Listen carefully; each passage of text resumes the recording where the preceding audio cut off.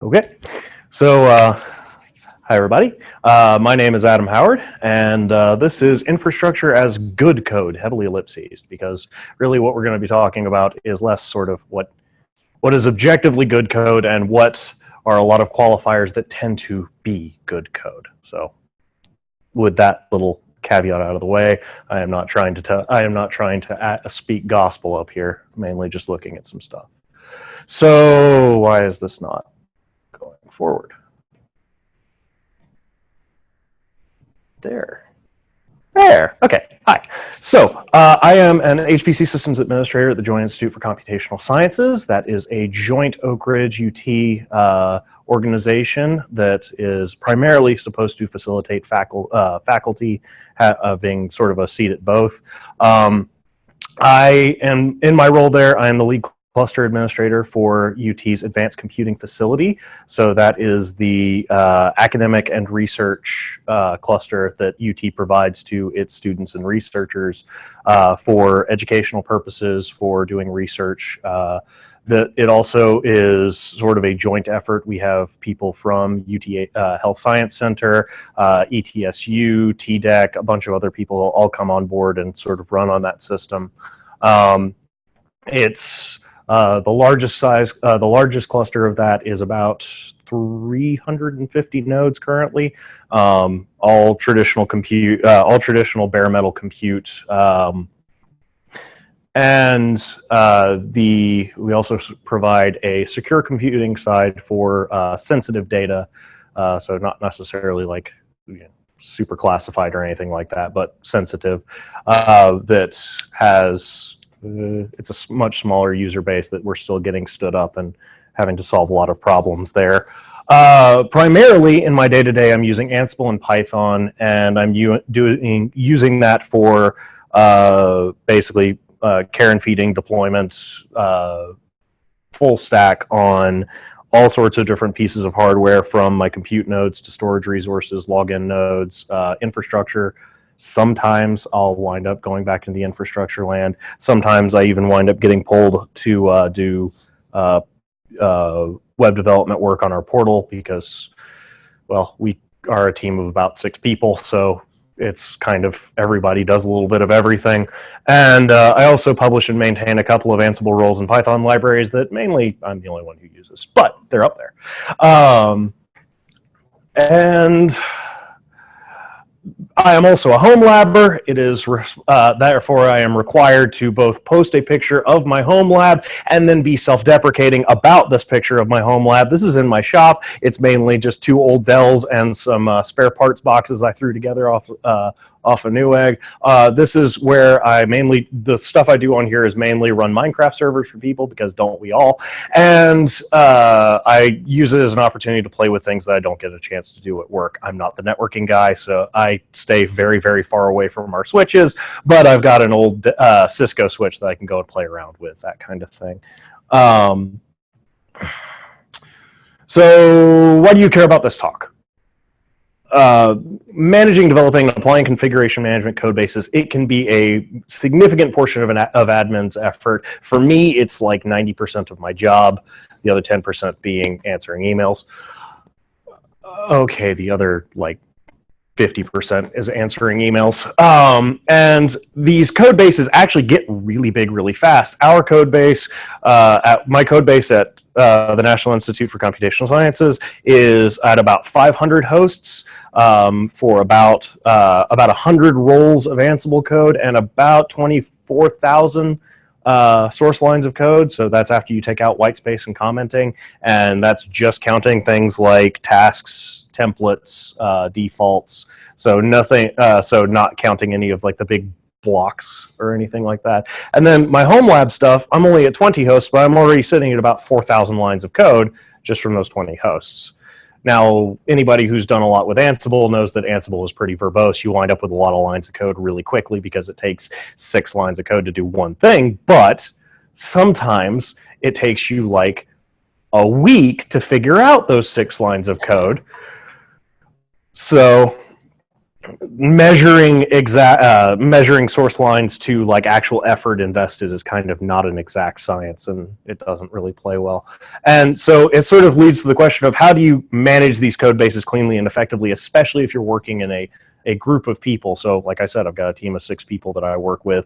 Almost all of us are working in some capacity on the Ansible code base at any given point in time. How do we make sure we're not stepping on each other's toes? How do we make sure that the things we're working on are something that somebody else can come in and use?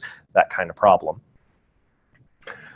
So really, like I said, when I'm talking about good, what I mean by good is configuration management tools are they're the mechanics of software development, except instead of using the traditional tools of software development to make software, we use the tools of software development to make systems run. So put the OS on there, set the OS up the right way, and then make it a platform for other people's software to run on them. And because we're using all of the sort of vernacular of software development in config management, the idea is we can go back and take the best practices from software development and start applying them to our config management code bases, maybe with some tweaks here and there, and hopefully what we'll come out with is better code at the end. So when we're talking about better code or good code, we're talking about code that satisfies the ilities, readability, usability, efficiency, extensibility, all of those kinds of traits. We're sort of focusing on how to bring those into the code base. Does anybody, I heard a lot of people saying they work with Ansible as a part of their job. Anybody no idea what Ansible is?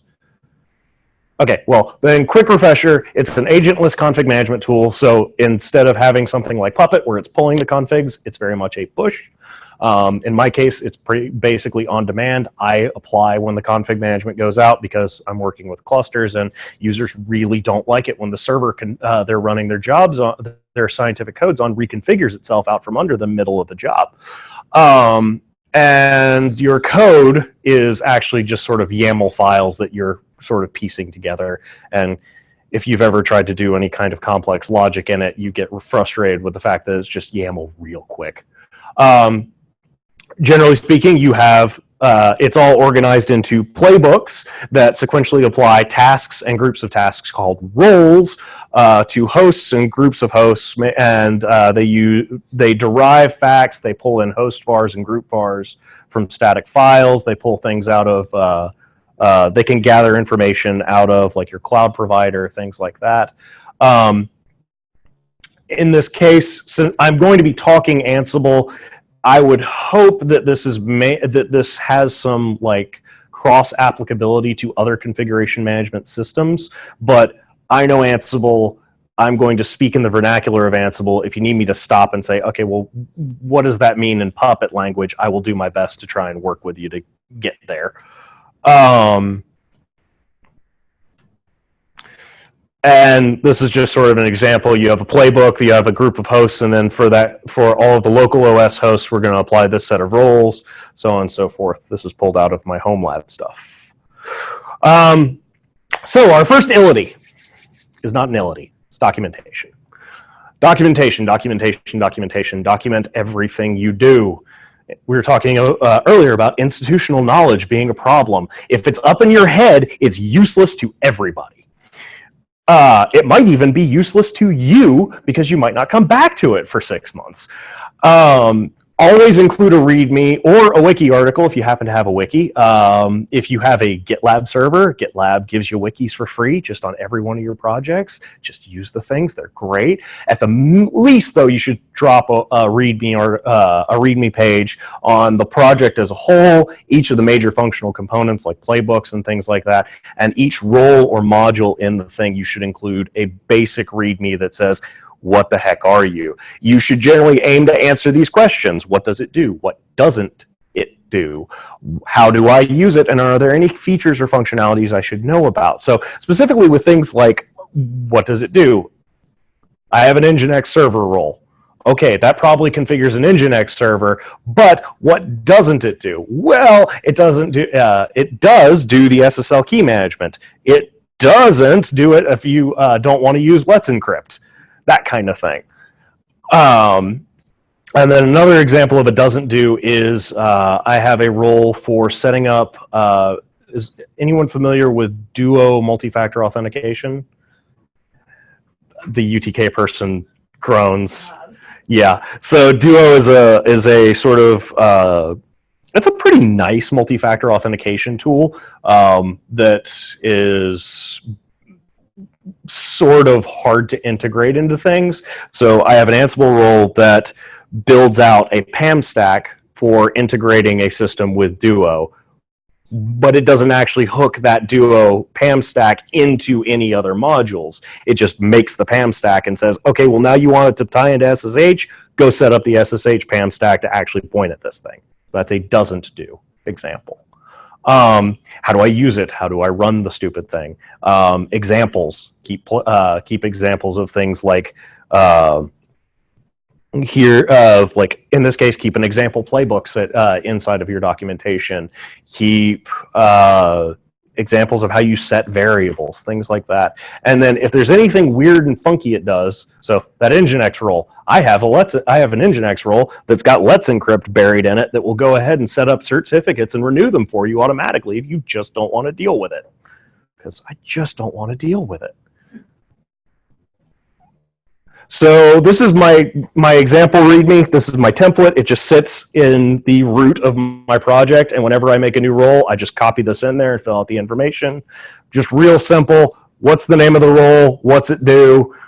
Here are the variables that matter. Put the documentation for what those variables defaults are, how they are, how to set them and change things, and then include an example playbook that shows how to run the stupid thing. That's all it takes to just go from this role is completely obscure, I don't know what it does, I can't trust it, I will not use it, to, okay, maybe I can use this thing. So you go from totally useless to everybody to maybe with about that much effort. It takes me 2 minutes to fill that in on average, depending on how complicated the thing is. So moving slightly on, one of the common things when you tell someone they need to document their code is, my code is self-documenting. No, it's not. It might be readable, but it's not self-documenting. So what makes code readable? Any ideas? Any thoughts? Actually using new lines. New lines are good. I like new lines. There was one time I found a piece of code that had a 24,000 character long line. And commented out above it was the for loop they had used to generate the string that was at that line, because they were doing some kind of encoding they were doing some kind of text encoding. Is this like a malware sample? No, this actually was not a malware sample. This was it was hooking into some kind of Google Graphing API where you could basically shove the parameters of the graph in the URL. Yeah, so they had the encoding for it. But the thing was, it was a Python script, and it had the encoding. And then above the encoding was the commented out Python that generated the encoding. It's like, why did you just leave that not commented out? But whatever. So, I would argue that the basis of what makes code readable is a style guide. Because we can all argue till kingdom come about what readable code is. The real way you get it is you agree on a consensus with the people who have to read the thing and come up with rules about what is and is not acceptable to your group. Maybe you all really like Perl 5 and you just want to write Perl 5 all day long, and you accept that you're never going to know what any of it does a day after you write it, but you and all of your coworkers like it, so you have a style guide that says we're allowed to use Perl. And a couple of tips on that: don't just steal Google's. It's really tempting to just go out and find some big tech company that has a published style guide, grab their style guide, and just say, we're using Google's style guide now. No one will ever do it. They just won't. There's too much in it. It's too complicated. They'll look at it, they'll say, hey, these are all a ton of rules I don't want to have to know. And they'll either refuse to use it, or they'll kind of half-heartedly use it and resent you the entire time for it, or in my case, if we had tried to do something like this with my group, is we would have the style guide that says everybody use Google Style Guide, and we would all just not, and all agree to just not pay attention to the fact that we were not. So start small and add rules as they're needed. So everybody. And developing rules should not be something that you have somebody just dictating to a team, because that's going to make it hard for them to use them. It's much easier to say what makes sense for us to be using in our style guide rules, and then enforce those rules with something like a merge meeting or code reviews or something that makes other people on your team look at the stuff you're writing and vice versa, because that's good for enforcing the style guides and making sure that you understand it as it's going into the code base, and it might teach you a couple of new tricks that somebody found out about, because I've certainly learned a ton of things from my group's merge meetings whenever we go to bring in code. So I'm familiar with the concept of pull requests and code reviews. I've never heard of merge meeting. So for our team, what we started doing was, because we have this big centralized Ansible project that manages basically everything to some extent or another. It's broken out into different playbooks for different zones, but we have things like the infra playbook that is supposed to manage all of our infrastructure hosts, my ACF playbook that manages my ACF cluster, and then such and such, all broken out. But we all pull from the same code base of roles and variables and things like that. So what we started doing was we took about 10 minutes at the end of our weekly meeting, and we protected the master branch on our Git repo. And instead of having a person who is responsible for merging in pull requests, we decided to basically sit down and go through the pull requests together as a group. And that was really good for us, because it was this opportunity for us to sort of learn by osmosis on a lot of it, because we came out of a Puppet shop. So we had a large legacy Puppet code base that we still have lying around on our CentOS 6 boxes. But we wanted to switch to Ansible when we started going to CentOS 7. And in doing so, we all had to learn how to do that. It was also a big deal because most of us hadn't had a ton of experience with Git. What experience they had was with SVN, and doing an SVN status on the root of the Puppet project was a very, very scary thing, because none of it was committed. So it was this sort of keep everybody honest, keep everybody on the same page, help everybody learn kind of thing. So do you have essentially one repo or multiple repos? We have essentially one repo for the main project, and then occasionally we'll take pieces of it and break them out. Our Secure Enclave has a separate repo for the code base that's essentially the same code base. It's a fork, but we are more careful about merging into it, because that's obviously the sensitive side, so we want to be a little more careful about how things get added into that repo. And does the style guide address sort of cosmetics or more functionality? Like if you were going to write Ansible this way, or is it like if you're going to create a role, structure the role this way? Well, so to answer it, here's our style guide.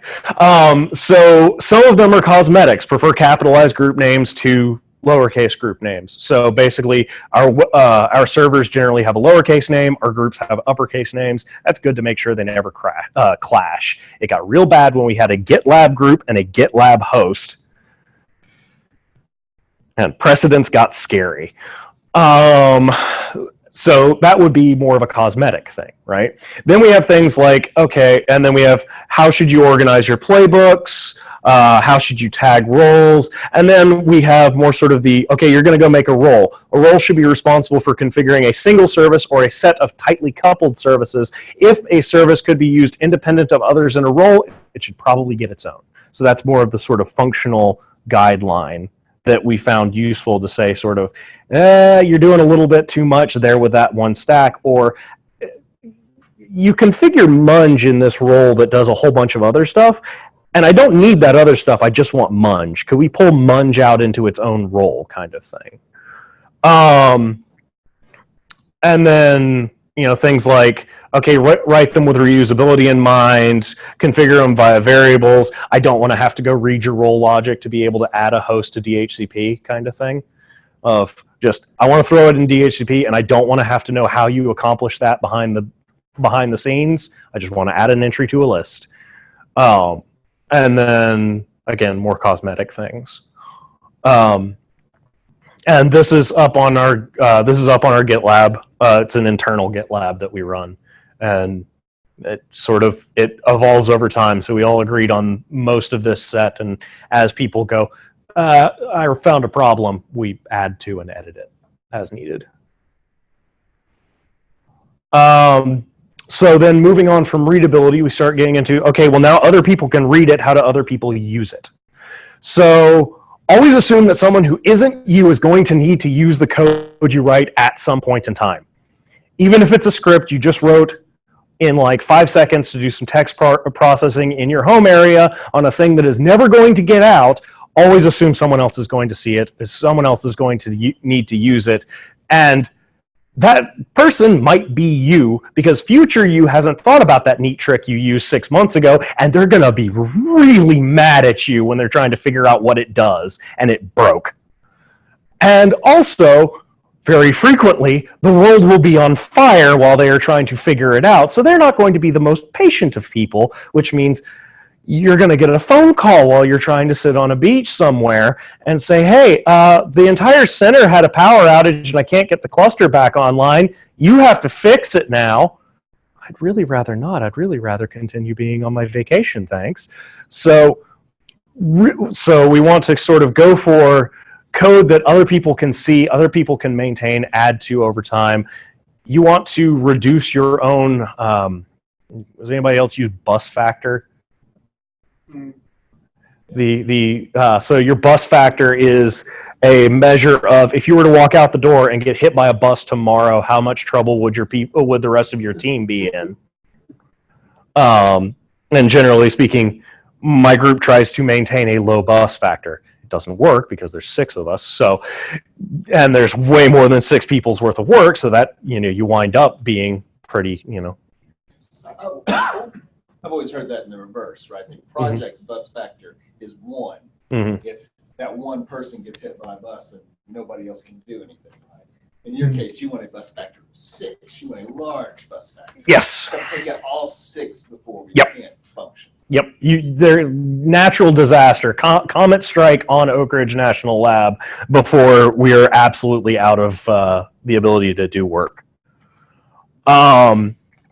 So some things to keep in mind when you're writing code is, do I have to read and understand the entire role just to use it or make a minor change? So this is going back to that documentation. If I'm doing a bunch of complicated stuff, is my documentation robust enough to explain this to somebody without them needing to sit there and parse through every line of it to figure out and understand what's going on? And try to help them out. So if you know that something is going, so this is sort of like the error checking rabbit hole. You can error check everything. You can error check the error checking. There is never enough error checking you could do that would be too much. But are there some things I can do to provide some useful error messages to somebody so that if they are trying to use my code for the first time and they get something wrong, do they get a massive traceback out of Ansible, because Ansible is Python and Python's errors are verbose? Or do I get something that says, hey, you forgot to set a password for this thing. Set a password in this variable. I use asserts for this. So at the top of my roles, I'll have a list of asserts of make sure they set this password, make sure they set this user, make sure they said that this directory should exist, that kind of thing. Or even go so far as to say, if they set something, was the thing they set a good value? So did they set a password? Yes. Was the password password?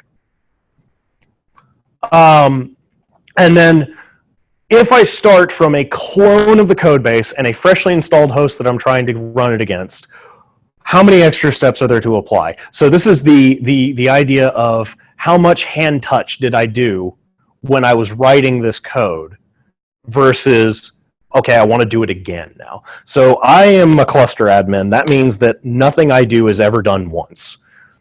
I am going to, if I'm going to do something, it's because I'm either going to do it 100 times or I might as well not be doing it at all and handing it off to somebody else. So for me, I can't have any kind of hand touch, because if I have to hand touch every single host in my center, I'm going to go mad, and that will be my entire job, and then they will fire me because I'm not doing enough work because I have lost my mind. So this became a real problem for some of our infrastructure guys, because a lot of times they were treating the config management as, yeah, it's there, it could rebuild the system, but we've never actually burned the system down and tried to rebuild it. So, okay, well, what else? What did you do in there? What did you put in there? What did you do by hand? Well, nothing. Okay, so maybe I made sure this user exists. Or maybe I installed these 3 packages first on the system that I didn't document anywhere, that kind of thing. And if there are any kind of other role dependencies, are those dependencies documented? Ansible has the ability to use meta to say, I need to use this role before you use this role. It's bad.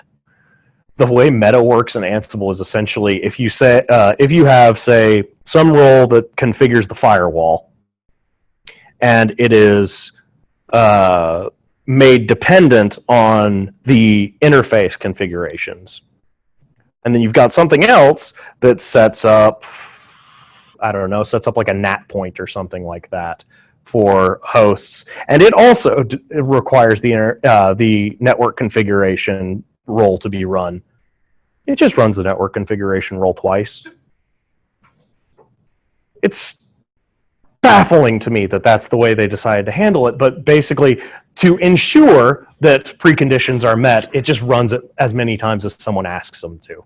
So we try to actually not use meta because it slows down our run significantly. If def guards. Yes, but because of that, we have to take extra steps in documenting to say, well, we're not going to use the built-in dependency mechanisms, so we have to invent our own policy mechanisms to take advantage to make up for that.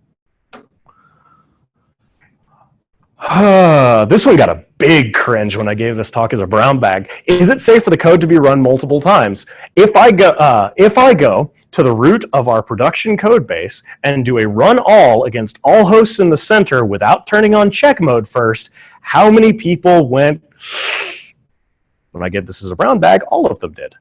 And then one of them said, please don't do that. So is it safe to be run multiple times? In Ansible, they have this concept called idempotency, which is a big fancy word that means it does it precisely once, and it is safe to do the same operation multiple times. So if you have a piece of Ansible code that says, okay, we'll make sure that this hole is open in the firewall, then multiple runs will see that the hole is already open in the firewall and not make the change. This can be kind of hard because there are certain tools like the command module and the shell module that always report changed. They are not idempotent because they have no way to be, because they just run a shell command and they don't know that they ran it previously. So how do you sort of build back in that idempotency?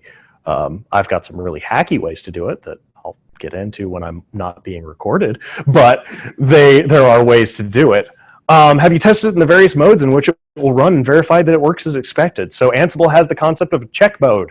Most config management tools do. Except in Ansible, there's no guarantee that you test it to make sure that check mode actually works. Configure a repository for installing a package. Install the package. Okay, you run that on a fresh host, works fine. You run that on check mode on a fresh host, it doesn't actually set up the repository, tries to install the package, can't find it, and fails. If you know how to solve that one, please let me know, because I'm still trying to work it out. And if the code fails in the middle of the run, will subsequent runs be able to pick it up and keep running? So Ansible also has this concept of handlers, things that you can say, okay, well, I just reconfigured Nginx, notify Nginx that it needs to restart. Those are handlers. If there's a failure, does Nginx still get restarted? Should Nginx get restarted? On a subsequent run, well, that idempotency kicks in. We're not going to reconfigure this. We're not going to reconfigure the config file again. So we're not going to hit that notify trigger, so we're not going to restart Nginx. Should you have flushed handlers on the last one? Were you aware that flushing handlers was an option? That kind of thing. And like I said with the command stuff, does it report changes or errors that aren't actually changes or errors? Sometimes a failure is actually okay because you were trying to assert that there was a failure there. So for instance, in my case, I have this block of code that goes around to all of the hosts, collects all of their SSH public keys, and renders it into a flat file for host-based authentication, because if you ever had to set up host-based authentication, it's the jankiest thing in the world. But because I'm using shell here, if I didn't have that changed when false, it would always report a change, which if you have this set up to do automated runs and it reports a change, you usually want someone to get alerted if there's a change, which means every time you run this code, it's always going to try and alert somebody. So change when false. This is never a change. This is always an informational task. And check mode, no. If I was running this in check mode, it would render that line, it would render that shell command and say, that's a nice shell command. I would definitely have run that thing if I wasn't in check mode. And then continue on about his business, failing to set this key scan result here, so that the next task fails. So I say check mode, no. Always run even if you're in check mode, because it's purely informational. It's safe for it to do that. And then that means that it will always, at the very least, render this key scan result correctly, even if I am or am not in check mode. Check mode is the worst named tag in Ansible, by the way, because check mode, yes, means always run in check mode, even if it's not specified. Default? Omit. Yeah, check mode is the worst named concept in Ansible. Irreducibility. So this is sort of going back to our style guide. Generally speaking, one role configures one service, or if you're being really generous, a set of tightly coupled services together. And could a component in a role be used separate from the others, and should that be its own role? So for a while there, I had a role that would clone a Git repo, set it up as a service, and then point an Nginx virtual host, or configure an Nginx virtual host for it. And I sat there looking at that thing going, sometimes I just want the Git repo. So I broke that out into its own separate service, that kind of thing. And if a component might not be used, so conversely, if there's a part of it I might not want to use, should it be a part of the role still? Should it get separated out on its own? So the thing with setting up Let's Encrypt in Nginx, if I don't want to use that, if I want to use my own SSL certs instead of Let's Encrypt certs, does that mean Let's Encrypt stuff should be its own role? Or should I just have a flag that says, don't do the Let's Encrypt stuff? And then there's sort of this big debate over the concept of the common role. So stuff that gets applied everywhere. Because then you're starting to talk about multiple services, multiple steps, tasks, things like that. And you very quickly wind up in this quagmire of, should this really be in this one big common role, or should it be broken out into others? So if I go back to way back to here, I had a common role, and then at some point I'm running, I've got all of my hosts that are local OS, so they have an actual operating system on them. They're not NFS root booted. They all run a Prometheus exporter. So they all run the node exporter to Prometheus so I can gather statistics and metrics. And they all do our syslog to forward back to a logging server. Both of those things were initially in the common role, but they became so big and so complicated that I decided, no, that should probably come out a little bit. Other examples of this are, well, every host in our system needs to have LDAP running on it, except for the ones that don't. So maybe we don't put the LDAP client stuff inside of the common role. Other than it's a hard problem to solve and you're going to have to debate it back and forth, there's not a whole lot I can help you with there. But so in talking about should a component be its own role, an example I use here is Slurm. So Anybody familiar with Slurm? A little bit. Okay, so Slurm is a batch scheduler. It's used in, it's very rapidly become one of the most popular batch schedulers for scientific and academic computing because it's, well, free. And the way Slurm works is all of the components in a Slurm cluster, the head node that's actually doing the scheduling, the database node that is managing what accounts are available and who's charging for jobs and things like that, and the actual submit hosts and cluster nodes themselves are all configured off of the same config file and all share the same set of common tooling and all of that. So the question becomes, do I make one Slurm role that has all of the parts for a compute node, a login node, a database node, and a scheduler node, or do I make individual roles for each? In this case, because they all share that common config, I chose to have it as one big role, and then, for instance here, slurmd is the compute node service, so if that's running, then it will run jobs. So if Slurm run slurmd is turned on, then okay, well, we need to install the stuff to make this a compute node. And that's just that one part of the role as opposed to breaking it off into its own separate. So that's sort of the, how much configuration do they share? That's the breaking point I tend to go with.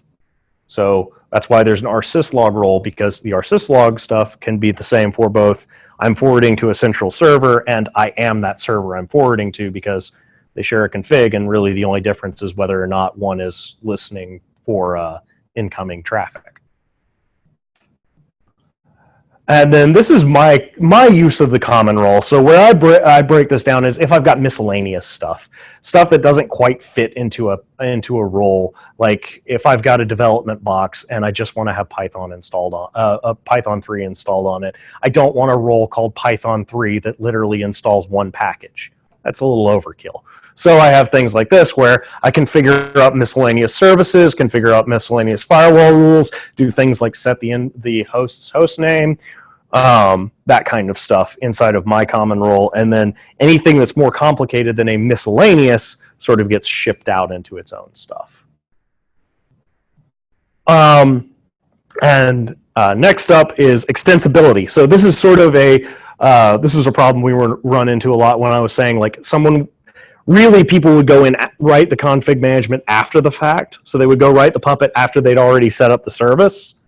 And really what that would tend to have them doing quite a bit was, instead of writing config management that would set up a service like this one with the variables set to solve this specific problem, they would write a role that actually just makes the same server again, which meant that code was completely non-portable. It couldn't be used in any other context at all whatsoever. So if the problem changes, how much does my role have to change?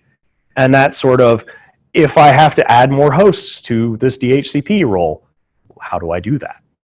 Do I have to go and edit the tasks? I should hope not. I should hope you've got a template in there somewhere and you're exposing a list that I can just add a line to, that kind of thing. And like I said, avoid roles that rebuild a specific system. Instead, what you're trying to do is build roles as general tools, and then the specifics are the facts and variables that then take that tool and use it to stamp out the system you want. And generally, it's good to keep in the back of your head, is this ever going to be useful to anybody else? Or is there a way I could write this that it might be useful to anybody else? And if that's the case, publish it. So, in the case of Ansible, just go and publish the stupid things. I've got 4 or 5, I think I've got, it says 7? I've got 7 of them published up on my public Git repo, my public GitHub. And so that's a real easy way to just basically say, somebody might want this. I copy in a README, copy in a git ignore, add a remote, and subtree push it out. So, and then it's just published up there. So if anybody wants it, they can use it. Not a ton, but I do get some things occasionally. I expect I'll probably get some traffic on that Slurm role before too long here. And if you're really happy about it, go and find the config management tool specific repository for those code bases. So this is Ansible Galaxy. Galaxy is sort of complicated in that I have never once found anything on Galaxy that I could use completely out of the box, but it's a really good place to go get a starting point for a lot of problems. So this fella right here, Geerling guy, he has something like he has 100 Ansible roles. Most of them crap, but that are all, yeah, I would not use this one, by the way. This Docker role is totally broken and assumes some whack stuff, but he has just all of these roles that he's got up there that are just are good places to start for, I have to set up this service. Maybe that one Geerling guy set this up at some point and abandoned it somewhere, and I can use it as a starting point for writing my own role. Or in some cases, you might actually put something up and go, this might actually get some downloads. I mean, that's quite a lot of people. That's 4 million downloads of this Docker role that is broken.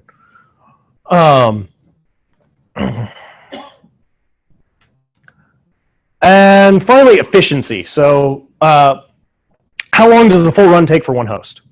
How long does a full run take for 100 hosts? How well does that scale out? So there was this one time where we decided we were going to do automated Ansible runs because we were used to Puppet and we liked the way Puppet did things, where basically if you were playing around with an idea and then you had to walk away from it because there are 6 of us, context switches happen frequently, then in 30 minutes, Puppet would come along, see that you had changed something, blow it away, and put it back to the way it was, which is sometimes nice. So we were wanting to have something like that, some kind of automated run system. So we got this idea to set up a cron job that would just do an Ansible playbook run sort of automatically on the hour. And we set it up so it would just do a check mode. So it would just alert us if anything was changing, and that would be great. And we set it up and it started running when we just started adopting Ansible, and we had like, a half dozen hosts going, and it was great. It worked perfectly. And then I turned online the cluster, and that added about 100 hosts to the runs. And suddenly those little 10-minute runs turned into 65-minute runs. But that cron job was supposed to start every hour. So that cron job started every hour, regardless of whether or not the last set was done running. And it took a while, but after about a month, we noticed, hey, is the Ansible host really slow? Yeah. Why is that? And we opened up HTOP. And it had something like, I think it had gotten up to about 10,000 individual threads that were all lagging SSH connections, trying to connect out to various hosts. And that was fun. We DDoSed ourselves. And can you improve the performance of the tool in any way? So before you start trying to optimize your code, is there anything you can do to make the tool faster? So for Ansible, you can actually switch out the connection engine that it's using. So there are different SSH engines that it can use. Sometimes you can actually just use a local engine if the changes you're trying to make are on the local host, as opposed to going out and around through SSH, which can speed things up significantly. Pipelining, which I think is a default behavior now in Ansible. Pipelining is the best thing. So instead of actually, for each task in the role, it starts up a new SSH connection to run against the host. It will open an SSH connection to the host and then keep it open for a period of time, and then tunnel all of its commands over that one connection. And that would take a 45-minute run and drop it down to a 5-minute run, which was really nice. And then finally, if you have exhausted all other options, you have tuned the tool out the wazoo, are you doing anything wrong in your code base, and should it be optimized? So this is sort of backwards of like the common knowledge of software development, where you start with, okay, what are you doing? You have a factorial time complexity algorithm, solve that problem. I wouldn't really focus there. I would focus on the tool first and then start looking at your code base, because sometimes there's only so much you can do with the code base. But in the case of long-running stuff. An example we ran into quite a bit was you have some application or service that needs to be built from source and run on the host, and then installed on the host locally. And that was a big problem because, well, we've got one host, so we'll just build from source and it'll be fine. And then I turn the cluster on. And now you're starting to get connections refused from wherever you're trying to pull the code from because it's all going out through one NAT point, which looks like 300 simultaneous HTTP connections from one IP to GitHub, which it does not like. And then it starts throwing some of those out and breaking, and so you have to do multiple runs, and you start getting throttled, and the solution. So some of the solutions we came up with were things like we run CentOS. CentOS is nice because CentOS packaging is great. Yum is the best package manager, and I will fight any one of you who says otherwise. Yeah. I'll accept DNF because DNF is just more Yum. But just start building. So we just started packaging a lot of those things as RPMs and serving them out on local repositories, and well, that solved the performance problem, but now we have a new problem. How did you build those RPMs? So we went and started documenting how we built the RPMs into the thing, but making it so that that code would never run unless we explicitly asked it to. So here's one for, again, Slurm. Slurm needs to be built from source on every unique architecture you intend to run it on in the cluster. This is for optimization reasons, also because things like the way Slurm is built, it does auto sensing of what capabilities are available on the host as it's building the RPMs. So you kind of want to build it from source on all of your unique systems. So I've got 40 of this type of node, 100 of this type of node, and 50 of this type of node. I should build it once on each of them to make sure I'm getting the best tunings and all of my tools correct. So what I did was I wrote this thing that says, tags, never run this code. Unless I say build Slurm. And then I install all of the dependencies that it needs. So set up things like it needs PAM support, it needs GCC, it needs compilers and stuff like that. Install all of those, download the tarball from Slurm, and then do an RPM build, and then boom, we've got the RPMs built the same way every single time. But we're not doing that thing where we're trying to build them on all of the hosts simultaneously, which turned out to be a nice middle ground for us. And of course, if you're going to do something like this, document it. So I went in and added into the README for the Slurm role this thing that says, hey, by the way, if you run the playbook with the tag build Slurm, it'll build Slurm for you. And it'll put it all in root RPM build, and then you just drop those on wherever you want the Slurm repo URL to be, and then you're good. And throw that off, and now if I get hit by a bus tomorrow, hopefully someone else could rebuild a Slurm cluster for with minimal having to go back and read things. And that's all I've got. That was a lot of talking. Any questions? Any comments? So do you guys use a molecule or Ansible lint or anything? So we looked at, I think we looked at Tower for a little bit. So basically, do we use anything to do we use any kind of tools for running the Ansible? So my question is more towards your style guide. Mm-hmm. So rather than having a style guide, isn't it a better idea to go with the generalized knowledge of style guide, not overcomplicating the workflow?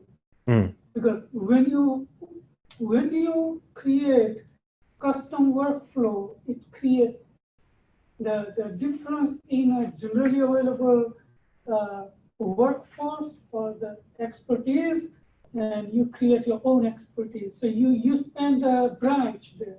Mm-hmm. So I'd rather go with the Ansible lint and molecule for testing and the code guide. And if their a class name is not starting with caps or starting with caps, or the rows or Mhm. whatever. So that will be cached by linked Mhm. rather than defining your own style guide. That's my point. Nothing, Mhm. nothing So- extra. So my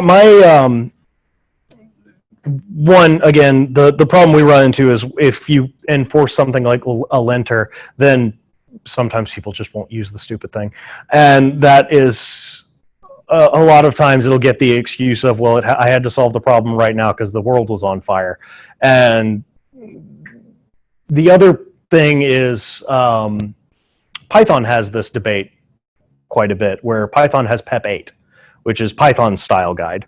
And there's a big debate in Python of whether or not PEP 8 is gospel.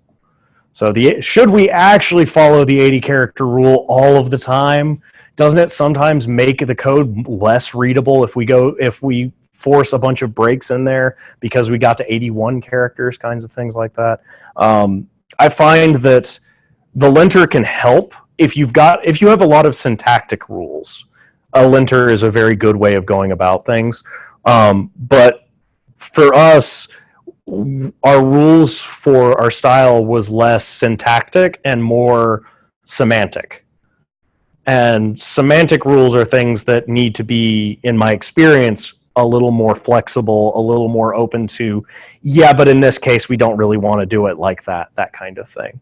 Linters totally have their place, especially for when you get out to big projects. So if you're talking 100 developers, absolutely have a linter, have all of the automated tooling you possibly can.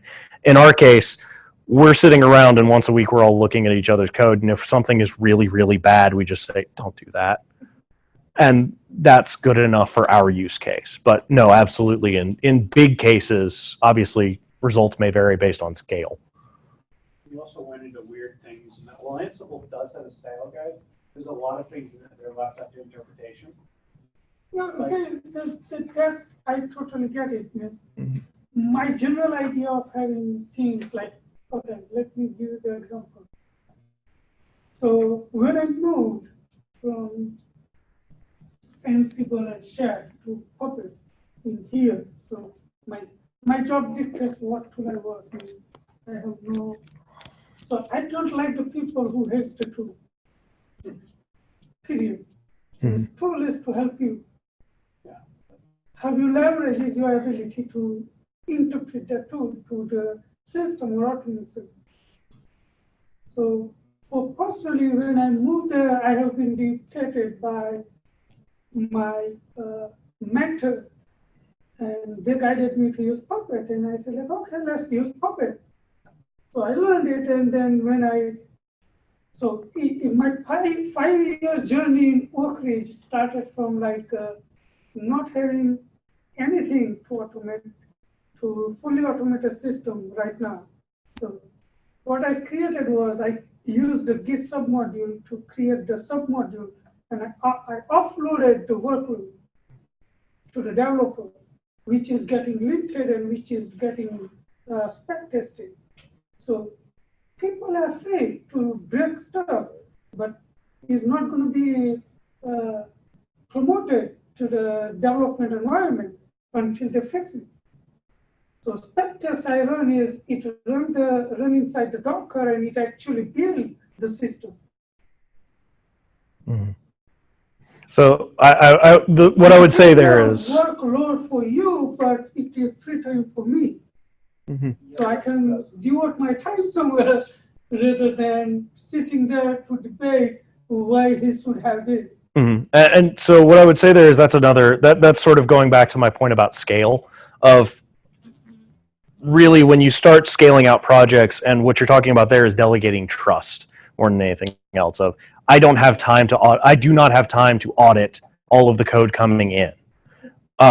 In my specific use case, I do have that time because there's 6 of us. We don't have to delegate trust out. We don't have users bringing in code that they're allowed to run. It's all our team, and our team is small enough that we can keep each other responsible.